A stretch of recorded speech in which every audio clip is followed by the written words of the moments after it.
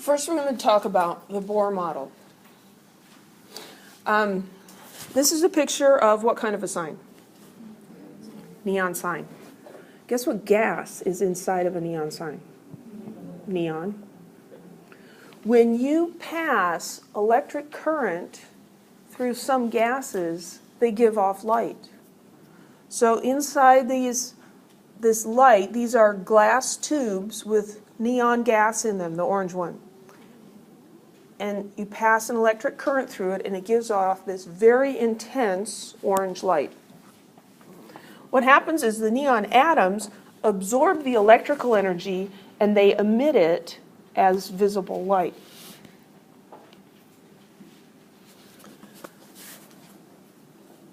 Here we have two similar setups. This is the same principle as a neon light. Here we have a tube with mercury in it, and this apparatus is set up so that it's passing electric current through the mercury. When you do that to mercury, it gives off a blue light. When you do it to hydrogen, it gives off a pink light. Why do they give off lights of different colors? Well, another interesting thing is if you take the light from that helium lamp, remember it was kind of pinkish in color? And if you pass this through a slit and a prism, instead of seeing a rainbow, you see a couple widely spread bands of light of particular colors. And no matter when you do this or what kind of setup you have, if you're exciting hydrogen gas, passing it through a slit, you're always going to get lines that are the same color. The color of the light was related to its frequency, right? And it's related to the energy. The light given off by the hydrogen gas has particular amounts of energy in it. And the observation of this phenomenon was very important to figuring out what was going on inside the atom. So if we take light from the sun, we see a continuous spectrum. It's got all the wavelengths in it. The hydrogen spectrum gives us something like this. Helium gives us this. Neon gives us a lot more lines. And these are called emission spectrum. Spectrum is plural for spectra.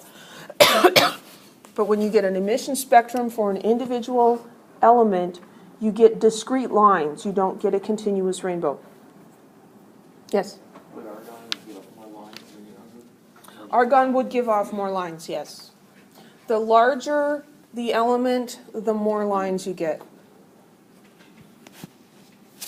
And if you look at the colors here in neon, here's the orange. That's in the same place as the orange here, because the wavelength is the same. The prism is separating the light by its wavelength. And so you can actually measure the wavelength based on where it lands on your scale. So why do elements give off light? Well, a guy named Niels Bohr, we saw his picture at the beginning. He developed a very simple model to explain this. And we now understand, there's a disclaimer, we now understand that this is not a correct model of the atom. So you might think, well, why are you telling us stuff that isn't true? I'm telling you this because it's historically important, and it also gives us something that we can get our minds around before we go on to something that baffled even Albert Einstein.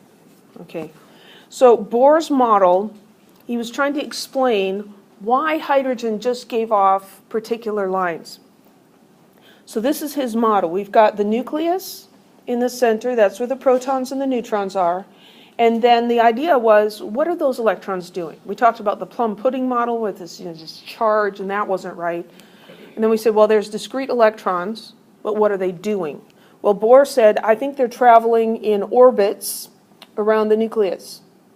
So this, then, is analogous to the solar system, right? So this would be the sun, and this would be like the first planet, and the second planet, and the third planet. There are discrete orbits, and there's an electron in the orbit and it's going around. That's the idea of this model. What happens, I can't remember what's coming next. Yeah, we'll go with that. So the distance between the orbit and the nucleus is significant. And this is called n equals 1, the first level, or first orbit, and the second orbit, and the third orbit. So the distance from the nucleus is fixed. We say it's quantized. So it's a little bit like climbing this ladder. So here's the first rung, and here's the second rung, and the third, and they're getting closer and closer as you get farther up the ladder. That's kind of a weird ladder, isn't it? But this is quantized. You can be on the first rung, or you can be on the second rung. Can you stand halfway between the first and the second rungs? No, there's nothing to stand on. The electrons can be in the first orbit or the second orbit. They can't be in between. That's what we mean by quantized. And so those orbits are represented by quantum numbers. So 1, 2, 3, 4. It's impossible for an electron to exist between orbits in the Bohr model. I can't remember what's coming. So quantized is an important concept, and we experience it in everyday life, but you probably just haven't recognized it. Think of a ramp versus stairs. If you're going up these stairs, you can be on the first step, the second step, the third step, the fourth step. You can't stand in between. So if this is 4 feet off the ground and this is 3 feet, you can't be 3.5 feet from the ground, right? There's nothing to stand on there. A ramp is continuous. So if this is 4 feet and this is 3 feet, could you stand at 3.5 feet? You could. You can stand anywhere in between, right? Anywhere. It's continuous. There aren't particular levels. Quantized means there's specific levels and you can't be in between. Our monetary system is quantized. There are $1 bills and $2 bills and $5 bills and $10 bills. There isn't a $15 bill, is there? There's not a $12.37 bill. Our coins, penny, nickel, dime, quarter, 50-cent piece, dollar coin, right? There's no 72-cent coin. Our monetary system is quantized. A piano is quantized. You can hit C or C sharp. You cannot play something between. A violin is not quantized. And that's why children... Did any of you guys play violin in school? A couple? When you first start playing violin, it can be just... I played violin, so I'm not discriminating against anybody here. It can sound atrocious because you can play notes between notes and they don't go with anything, right? Really hard to get the right note because you just put your finger anywhere. A guitar is quantized because it has frets. And if you put your finger down and it's not in exactly the right place, it's okay because your finger pushes it against the fret and that makes the note. Grades in school are quantized. You can be in first grade, you can be in second grade. There's no 1.5 grade. Okay? So things in everyday life are quantized and other things are continuous. So we need this concept. So the idea with the light here is that we've got some energy coming in and the electron is absorbing that energy. Each of these orbits has a different energy. Level 1 is the lowest energy, 2 is next higher in energy, 3 is next higher. So energy comes in, the electron absorbs the energy, and it goes up to a higher orbit. So it's excited to a higher energy orbit. It's not stable up there, though. So it goes up to this higher orbit, and then it relaxes and comes back down. The law of conservation of energy says that energy cannot be created or destroyed. So if the electron absorbs energy and goes up to a higher energy orbit, when it comes back down, that energy has to come out. The energy comes out as a photon of light. And this light has a particular amount of energy, and the energy of this light is equal to the difference in energy between these orbits. A photon of light is also called a quantum of light. It's a piece or packet of light energy. Any questions? This is weird, isn't it? Crazy stuff. So those lines that we see on the hydrogen spectrum are coming from different transitions between orbits. The red light that we see is an electron moving from the third orbit down to the second orbit. This difference in energy corresponds to the energy of red light. The blue-green is from level 4 to level 2. The violet is from level 5 to level 2. There are other transitions going on, but the energy of those transitions does not fall within visible light, and so we don't see them. We only see the ones that correspond to visible light. So this was really awesome when Niels Bohr came up with this. By measuring the wavelength of the light, he was able to figure out the difference in energy between the levels of the electrons within the atom, and he was able to do all kinds of cool calculations and stuff, and it was awesome. The great success was that it predicted the lines of the hydrogen emission spectrum. The problem was it only worked for hydrogen. It didn't even work for helium. You know, it's like, oh great, we did all this stuff with hydrogen, let's do some of the other ones. It doesn't work. So bummer. But it was a huge step in our understanding of what's going on inside. This idea that the energy of electrons is at fixed levels. And so it was replaced with the more sophisticated model that's called the quantum mechanical model, and that's where those famous scientists were complaining about. They discovered it, and then they're complaining about it. So the quantum model came about in the early 20th century, and this was revolutionary because in this model, electrons do not behave like particles flying through space. Electrons can behave like waves as well. We talked about light and how light can act as a particle. Electrons, which we've been thinking of as particles, right, can also act like light. So it's just very disturbing, really. So in the Bohr model, we had orbits, which we're okay with thinking about because we imagine the solar system. And this is where one semester a student raised his hand in the back and he says, how much does a telescope cost? And I was so flabbergasted, I couldn't even say anything for a while.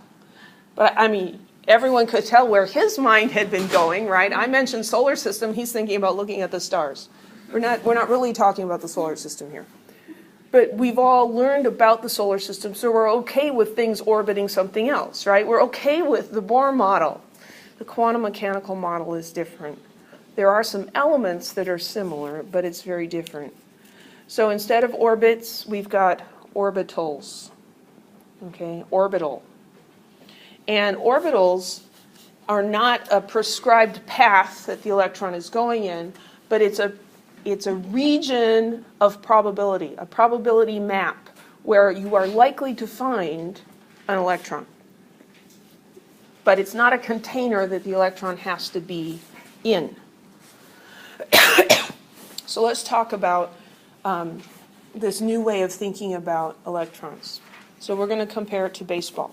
Baseball season is upon us. Little League opening day is on Saturday, and then chaos reigns at my house. So let's compare baseballs and electrons. So a pitcher here in this picture, pitching a baseball, the catcher is catching it. We can trace the position of that baseball as it goes from the pitcher's hand to the catcher's glove. We could, take a video of it and measure it, and we could come up with an equation that describes its flight. It goes fairly straight, but there's some effects of gravity and wind resistance and all of those sorts of things, so there's a little bit of a curve on it. And then if he's throwing a curveball, it's going to do funky things. But we can predict what's going to happen with that baseball. That's called Newtonian physics, after Sir Isaac Newton. This is the physics of larger objects, things that we can see. And if you know where an object is and what direction it's traveling in and how fast it's going, you can predict where it's going to be in 5 minutes. You can make predictions like that. So if the pitcher throws the ball exactly the same way every time, it's going to go to exactly the same spot. I don't know about pro baseball, because I don't have time to watch that. I know in Little League baseball, I don't know of any Little League pitcher, these guys are 12 at the oldest, right, who can pitch the ball exactly the same every time. Kids get nailed all the time. So let's think about a pitching machine. A pitching machine spits the ball and it goes the same every time, right? We understand how that works. With an electron, so let's say we made a really tiny pitching machine and it's pitching electrons. And you pitch the electron exactly the same every time. It's not going to go in the same place. That should be disturbing to you. If you throw an electron in exactly the same way, it's not going to do the same thing after it leaves. It could do all kinds of things.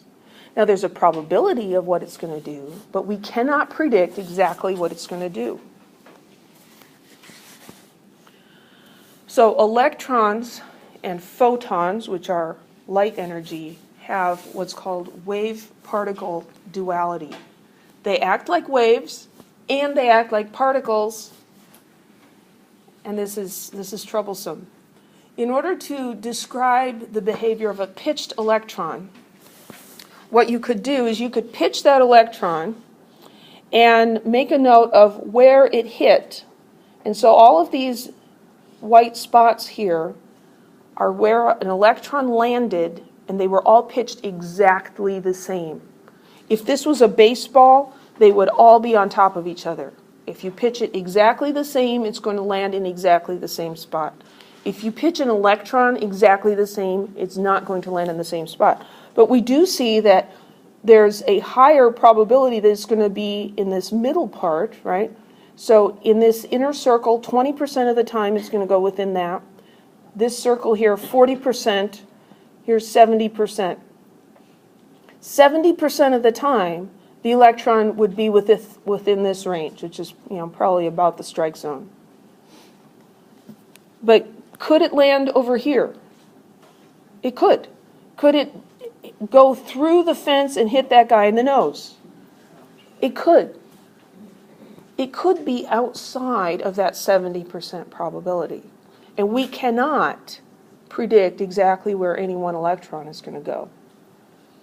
So this is an illustration of a probability map. So from orbits to orbitals. An orbit, circular path, we can say the electron is going in this direction, it's going in this circle, and it's going this fast, and we know where it is. It's predictable. An orbital is a probability map.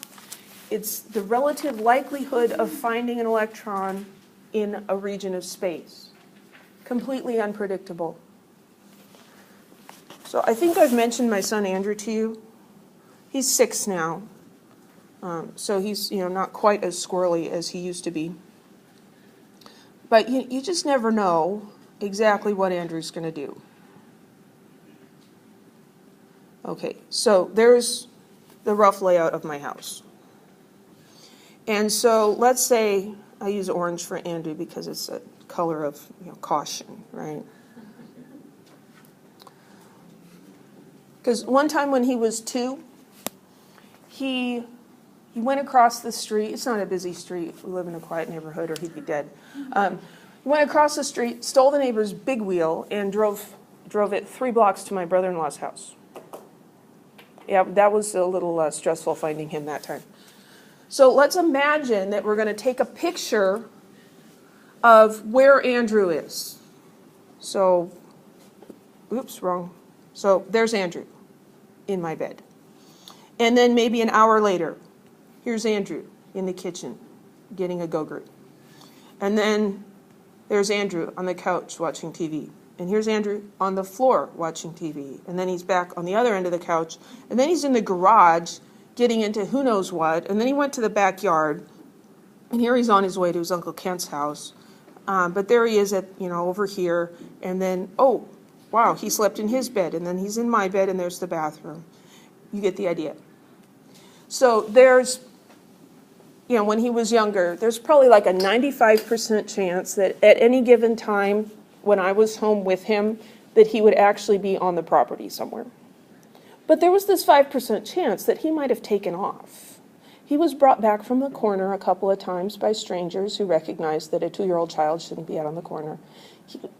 Don't send Child Protective Services after me, please, because I was supervising him. This was just a very challenging child to keep inside the house. And he's fine. He was never injured. No children were injured in the making of this diagram. But you get the idea. Andrew is like an electron. He's unpredictable. There's a probability of where he's going to be, but you can't say for sure exactly where he is. That's how electrons are. They're very squirrely.